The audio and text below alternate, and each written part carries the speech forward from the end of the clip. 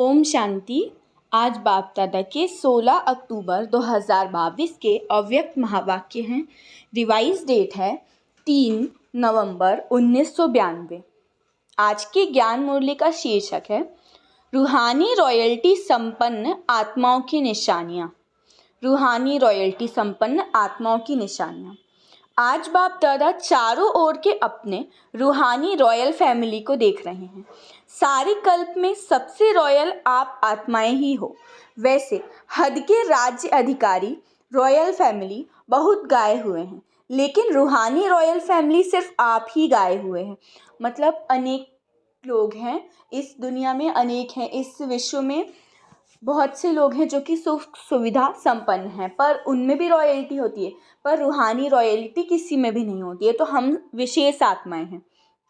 अनादिकाल sweet home में भी आप विशेष आत्माओं की रूहानियत की झलक चमक सर्व आत्माओं से श्रेष्ठ है। ऐसे अनादिकाल परम धाम में भी आप रूहानी सितारों की चमक अर्थात रूहानी रॉयल्टी की झलक विशेष अनुभव होती है। और इसी प्रकार आदिकाल सतयुग अर्थात स्वर्ग में भी आप आत्माएं विश्व राजन की रॉयल फैमिली के अधिकारी बनते हो।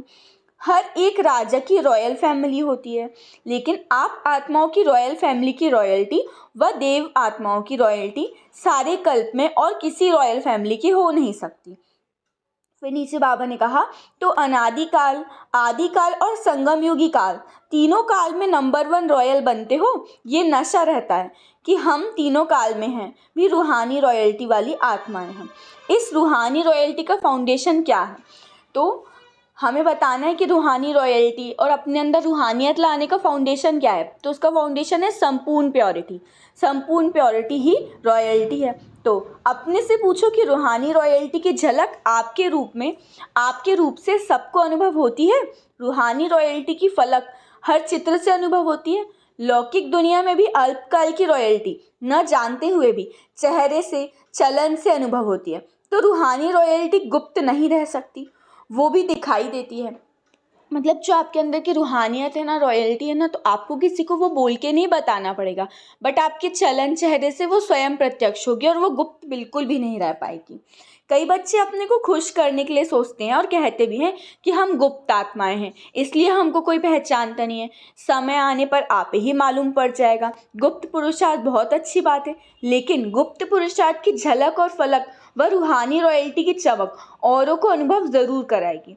स्वयं को चाहे कितना भी गुप्त रखें, लेकिन उनके बोल, उनका संबंध, संपर्क, रूहानी व्यवहार का प्रभाव उनको प्रत्यक्ष करता है, जिसको साधारण शब्दों में दुनिया वाले बोल और चाल कहते हैं। मतलब बोल चाल से स्वयं ही रूहानियत प्रत्यक्ष होगी। फिर यह भी लिखते हैं कि देख लेना आगे हम क्या करते हैं, क्या होता है, तो यह गुप्त रहे या प्रत्यक्ष किया। मतलब ऐसा है कि कुछ लोग बोलते हैं कि अभी अनुभव नहीं हो रहा, पर आगे देखना कि हम कितना अच्छा सर्विस करते हैं, कितना अच्छा प्रत्यक्ष करते हैं। पर बाबा कहते हैं तो ये क्या आपने गुप्त रखा, ये भी तो आपने प्रत्यक्ष कर दिया। वर्णन नहीं करो कि दूसरा आपको बोले। जो अपने आप को ही कहे तो उनको क्या कहा जाता है? मियाँ मिट्ठू। मियाँ मिट्ठू बनना बहुत सहज है। तो क्या सुना? रूहानी रॉयल्टी। रॉयल आत्माएं सदा ही एक तो भरपूर संपन्न रहती हैं और संपन्नता की निशानी वे सदा तृप्त आत्मा रहती है। मतलब ऐसा नहीं है कि हम खुद ही की बड़ाई कर रहे हैं और अपने मुँह मियाँ मिट्ठू बन रहे हैं, तो ऐसा हमें नहीं करना है, बल्कि रूहानी रॉयल्टी में रहना है ताकि आपका खुद ही प्रत्यक्ष हो।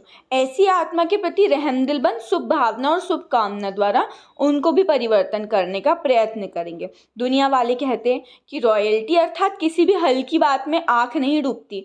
रूहानी रॉयल आत्माओं के मुख से कभी व्यर्थ व साधारण बोल नहीं निकलेंगे। हर बोल युक्ति युक्त होगा। युक्ति का अर्थ है व्यर्थ भाव से परे अव्यक्त भाव, अव्यक्त भावना। इसको कहा जाता है रॉयल्टी। इस समय की रॉयल्टी भविष्य की रॉयल फैमिली में आने की अधिकारी बनाती है।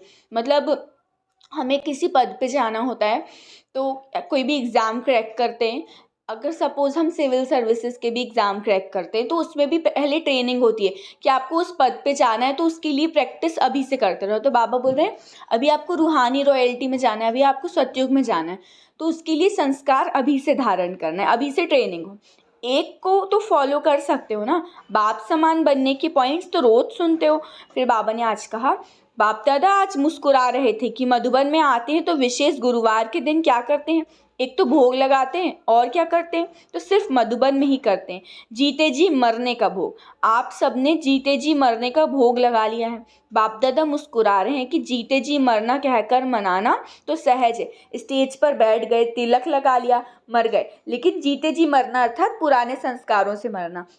अब जीते जी मरने का अर्थ कुछ उल्टा ना लें। इसका मतलब है कि पुराने संस्कार मतलब वही पुरानी बुरी आदतें जो हमारी है, पुराने इरिटेट होने के संस्कार है, तो उन सब से हमें मुक्ति लेना है।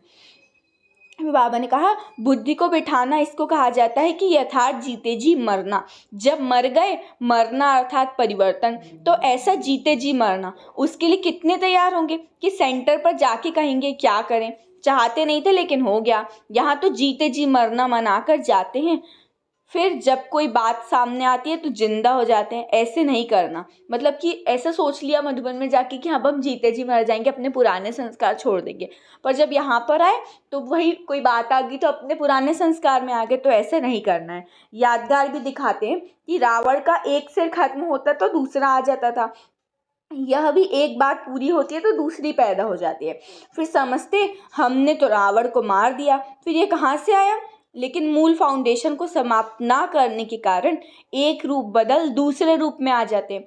फाउंडेशन को खत्म कर दो तो रूप बदल कर कि माया वार नहीं करेगी, सदा के लिए विदाई दे जाएगी। मतलब रावण की नाभि में जब मारा था तब उसका पूरा फाउंडेशन खत्म हुआ था। तो ऐसे ही बाबा बोल रहे हैं माया के फाउंडेशन मतलब सारे विकारों को आप भस्म कर दो तो फिर उसके सारे रूप बाहर आएंगे ही नहीं। सब उसका फाउंडेशन है प्योरिटी, तो इम्प्योरिटी को हम खत्म करके अपने अंदर प्योरिटी ले आएंगे तो पांचवी कर स्वतः ही नष्ट हो जाएंगे। फिर समझा क्या बनना है, रूहानी रॉयल्टी वाले बनना है। सदैव यह चेक करो हर कर्म में रूहानी रॉयल परिवार के प्रमाण हैं। जब 99% बोल कर और संकल्प रॉयल्टी के हों तब समझो भविष्य में भी रॉयल फैमिली में आएंगे। ऐसे नहीं सोचना हम तो आ ही जाएंगे, चलो संपन्न नहीं बने तो 1% फ्री दे देते हैं, लेकिन 99% रॉयल्टी के संस्कार बोल और संकल्प नेचुरल होने चाहिए। बार बार युद्ध नहीं करनी पड़े, नेचुरल संस्कार हो जाएं। मतलब बाबा बोल रहे हैं अभी आप संपूर्ण नहीं बने हो, इसलिए बाबा 1% की छुट्टी दे देते हैं कि 1% लास्ट तक हो जाएंगे, पर फिर भी 99% हमें अभी ही ठीक होना है, अभी ही सुधरना है। ऐसा नहीं कि अब बार बार युद्ध हो रहा है, बार बार युद्ध करना पड़े तो इसको नेचुरल संस्कार नहीं कहेंगे। हमारे नेचुरल संस्कार ही हो जाना चाहिए रॉयल्टी के। तो अच्छा, अब सुन लेते हैं बाप दादा का याद प्यार।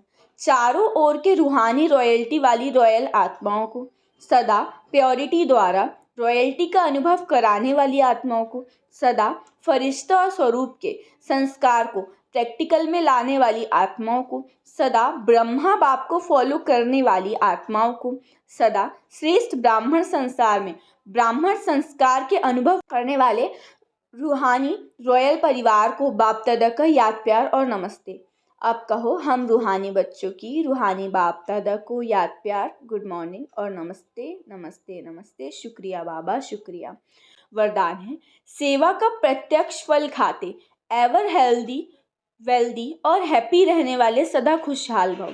सेवा का प्रत्यक्ष फल खाते एवर हेल्दी वेल्दी और हैप्पी रहने वाले सदा खुशहाल भव। विस्तार है जैसे साकार दुनिया में कहते हैं कि ताज़ा फल खाओ तो तंदुरुस्त रहेंगे, हेल्दी रहने का साधन फल बताते हैं, और आप बच्चे हर सेकंड में प्रत्यक्ष फल खाने वाले हो।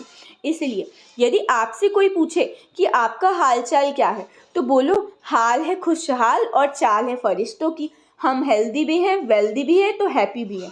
ब्राह्मण कभी उदास हो नहीं सकते। स्लोगन है पवित्र आत्मा ही स्वच्छता और सत्यता का दर्पण है। पवित्र आत्मा ही स्वच्छता और सत्यता का दर्पण है। अच्छा, अब सूचना सुन लेते हैं। आज मास का तीसरा रविवार है। सायं 6:30 से 7:30 बजे तक सभी भाई बहनें एक ही शुद्ध संकल्प परिवर्तन का लेते हुए विश्व परिवर्तन के महान कार्य में सहयोगी बने। अनुभव करें कि बाप दादा के मस्तक से शक्तिशाली किरणें निकलकर मेरी भ्रकुटी पर आ रही हैं, और वही किरणें मेरे द्वारा अपने निजी संस्कारों का परिवर्तन करते हुए संसार परिवर्तन का कार्य कर रही हैं। अच्छा, ओम शांति, ओम शांति, ओम शांति।